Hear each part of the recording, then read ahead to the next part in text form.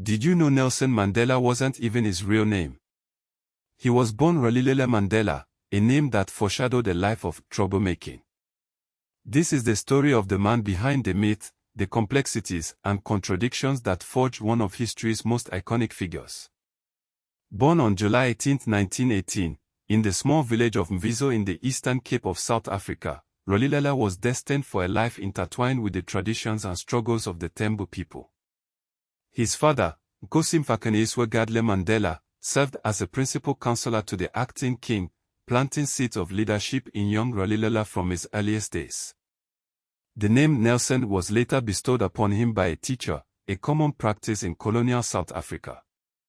But it was the ancestral clan name, Madiba, that became a symbol of respect and endearment, a connection to his roots that he carried throughout his life. Mandela's path was far from preordained. He received his early education at a local missionary school, where he excelled academically. But his life took a pivotal turn when he enrolled at the University of Fort Hare, the only higher education institution for Black Africans at the time, where he became involved in student politics and was eventually expelled for his activism. This marked the beginning of his formal entry into the struggle against apartheid. In August 1952, Mandela, along with Oliver Tambo, established Mandela and Tambo, South Africa's first black-owned law firm. It was a defiant act of self-determination in a system designed to oppress them. The firm provided legal assistance to countless victims of apartheid laws, solidifying Mandela's reputation as a champion of the oppressed. But Mandela's commitment to justice went beyond the courtroom. The escalating brutality of the apartheid regime forced him to confront the limits of peaceful resistance.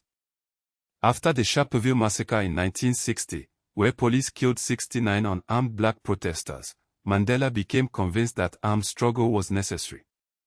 This led to the formation of Umkhonto we Sizwe, the armed wing of the ANC, with Mandela as one of its key leaders. Umkhonto we Sizwe, Spear of the Nation in Zulu and Xhosa, launched a campaign of sabotage against government infrastructure, targeting symbols of apartheid rather than human lives. This decision remains controversial, challenging the simplified image of Mandela as a purely nonviolent leader.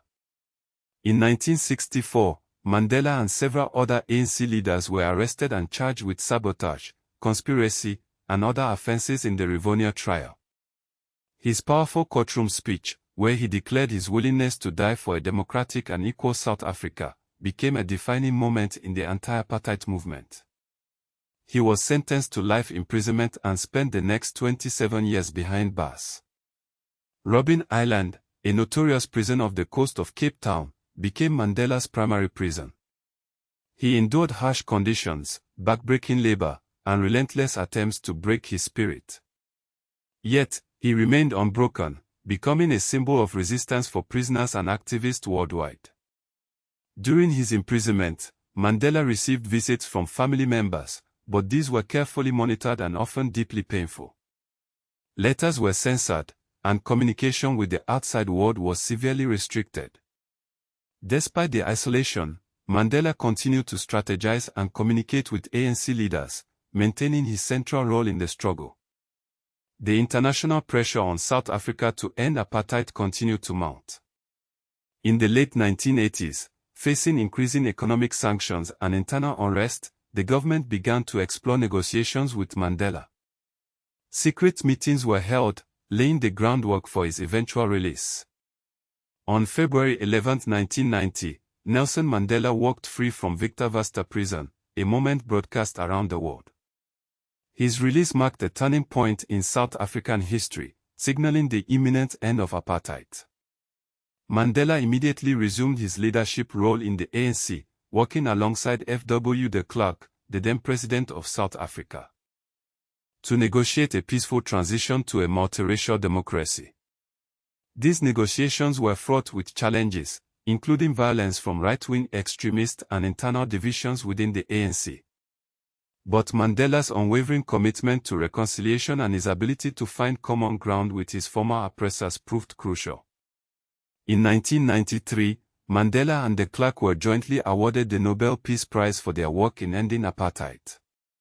The award recognized not only their individual contributions but also the collective efforts of countless South Africans who had fought for freedom and equality.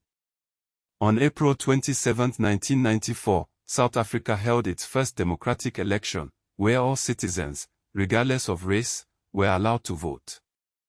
Mandela cast his ballot for the first time in his life, a symbolic act of liberation and empowerment.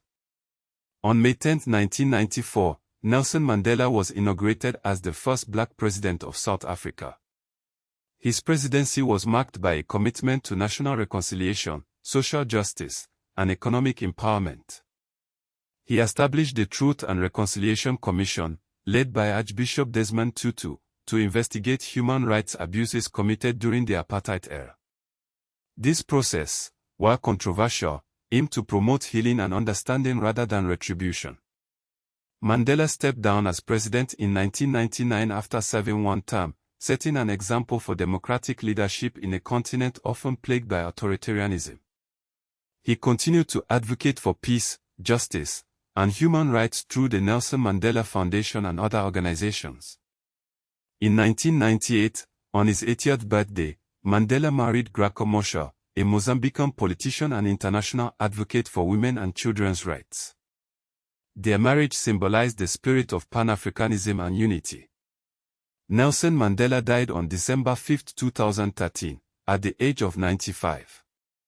His death was mourned around the world, but his legacy lives on. He is remembered not only as a political leader but also as a symbol of hope, resilience, and forgiveness.